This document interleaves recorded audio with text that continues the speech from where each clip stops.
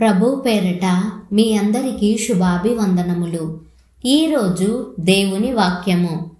తనకు ప్రార్థన చేయు వారందరి ఎడల కృపచూపుటకు ఐశ్వర్యవంతుడై ఉన్నాడు. ఎందుకనగా ప్రభు నామమును బట్టి ప్రార్థన చేయువాడెవడో వాడు రక్షింపబడును.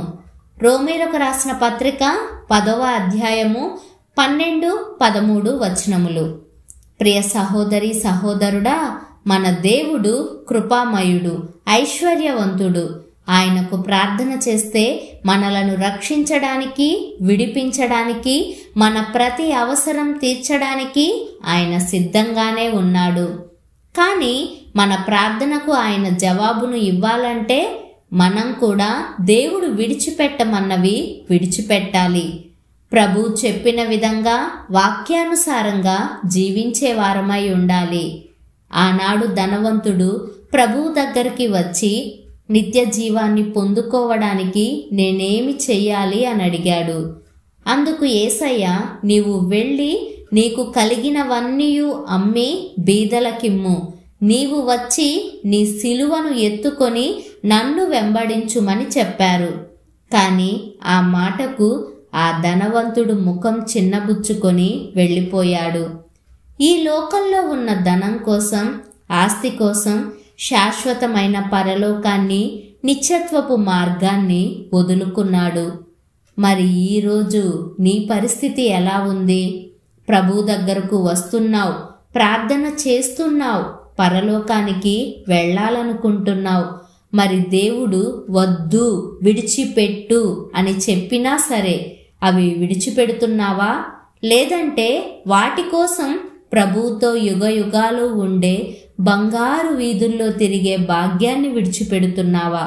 ఒక్కసారి నిన్ను నీవు పరీక్షించుకుంటే బాగుంటుంది. ఒక గ్లాసెడు నీళ్లన్నీ మంచివే తీసుకొని అందులో ఒక్క విషపు బొట్టు వేస్తే చాలు కదా ఒక వ్యక్తి చనిపోవడానికి.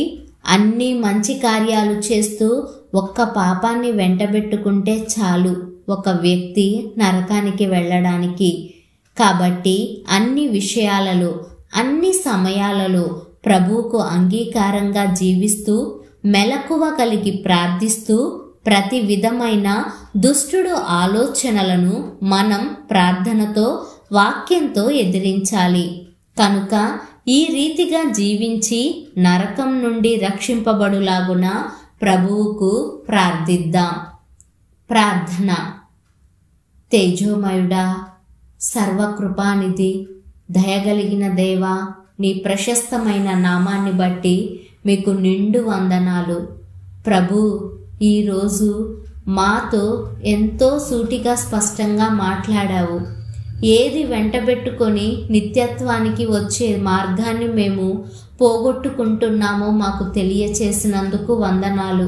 యేసయ్యా, ప్రతి బలహీనతను, నీకిష్టం లేనివి, మీరు చెయ్యొద్దు, విడిచిపెట్టు అని చెప్పినవి ఇంకా మాలో ఏమైనా ఉన్నట్లయితే దయచేసి తొలగించుకునే శక్తిని మాకు దయచేసి అయ్యా, నీ రాజ్యంలో మమ్ములనైనా జ్ఞాపకం చేసుకోమని యేసు అను సర్వశక్తి కలిగిన నామమున ప్రార్థిస్తున్నాము తండ్రి.